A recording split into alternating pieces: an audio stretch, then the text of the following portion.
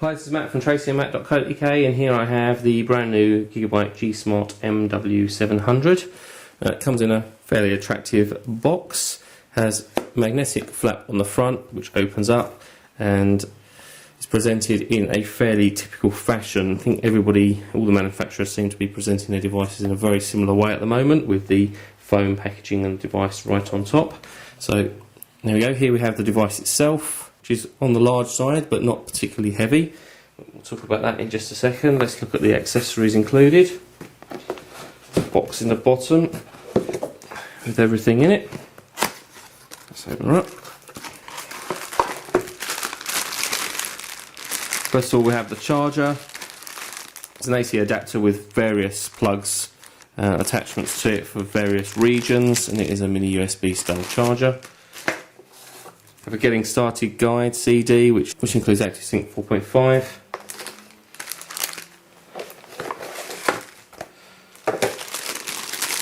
We also have a car charger, which is a nice thing to be included. There's a mini USB style on again.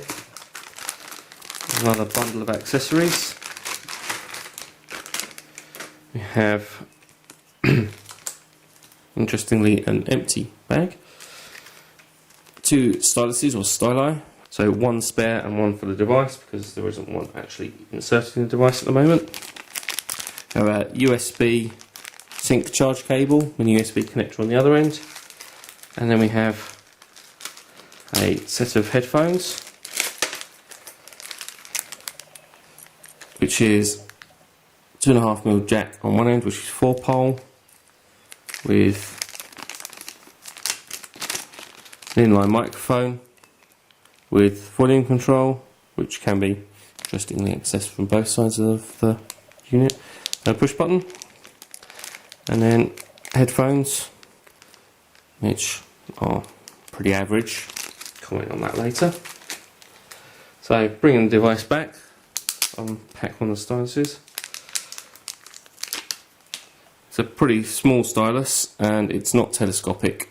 So in my hand that's pretty small, maybe a little awkward to use, but that just slots into the bottom of the device.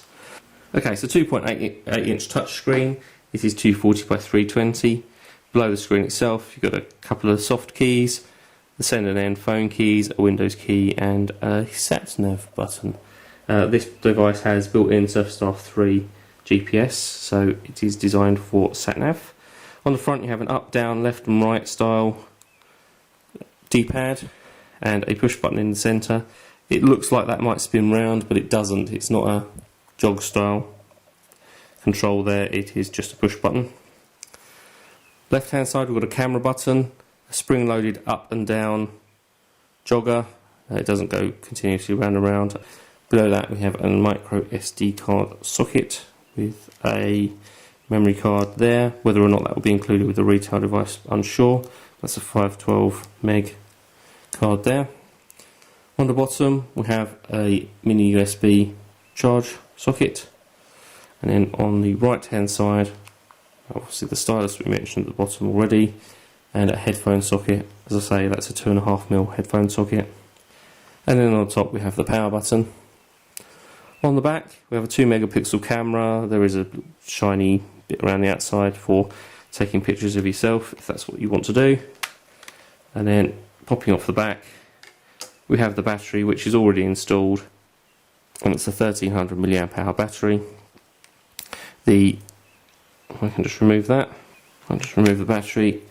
The SIM card just slides up underneath the cover there, installs just there, and then the battery goes back in like that. Put the cover back on. Let's just turn the device on. And so we're looking at a pre-release version of this device, which unfortunately we don't get much time to play with, so we won't give you a full review, but let's just tell you about the specification. It's 130 grams, so quite a lightweight device. It's got a 520 MHz X-Scale processor, so pretty fast.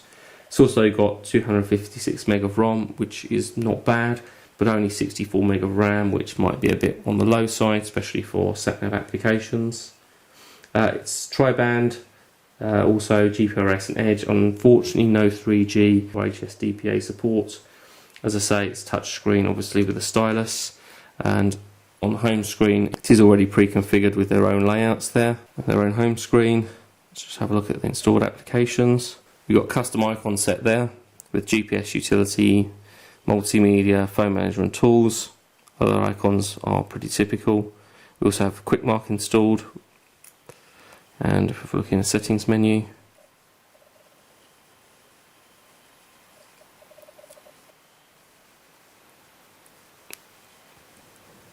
it looks like the settings menu is pretty standard.